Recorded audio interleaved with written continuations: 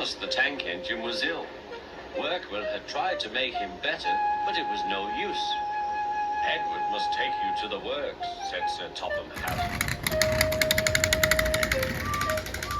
Thomas felt very miserable. Then Sir Topham Hatt spoke to Duck. "I want you to help Percy and Toby while Thomas is away." Duck was delighted. He already knew Percy and soon made friends with Toby and Bertie. Terence the tractor gave him a big welcome too. "Take care of Thomas's coaches," he advised. "He's sure to miss them while he's away." Duck was very gentle with the coaches. Annie and Clarabel were impressed. "Such nice manners," they told each other. "It really is a pleasure to go out with him."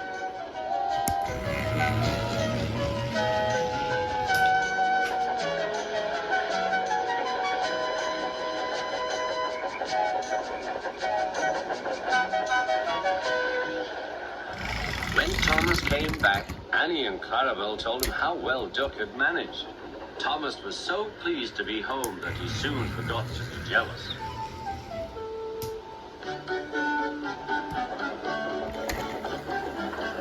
The works had left Thomas's handbrake very stiff. It made his brakes seem as if they were hard on, when in fact they were not.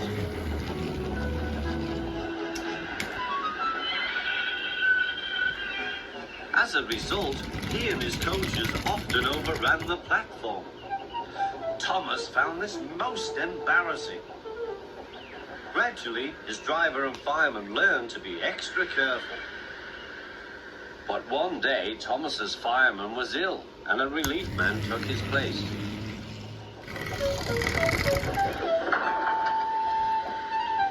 The fireman had fastened the coupling and joined the driver and station master on the platform to wait for Henry's passengers. The fireman had forgotten all about Thomas's handbrake. Thomas simmered happily. Not long now, he thought, as he saw Henry slowly approaching. But Thomas's brakes were not hard on, and suddenly he felt his wheels begin to move. He tried to stop, but he couldn't without his driver and fireman. He tried to whistle a warning, but he couldn't do that either. The conductor, driver, fireman, and passengers were all stranded on the platform. "Stop! Stop!" shrieked Annie and Clarabel. But Thomas, with plenty of steam, kept on going. The alarm went out down the line. "Stop the runaway!" There, ready for action, was Harold the helicopter. The inspector had made a plan, and together they took off into the sky.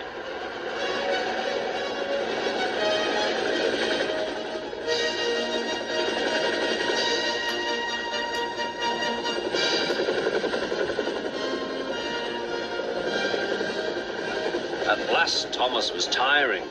"I need to stop. I need to stop," he panted wearily. As they neared the next station, Thomas saw Harold land.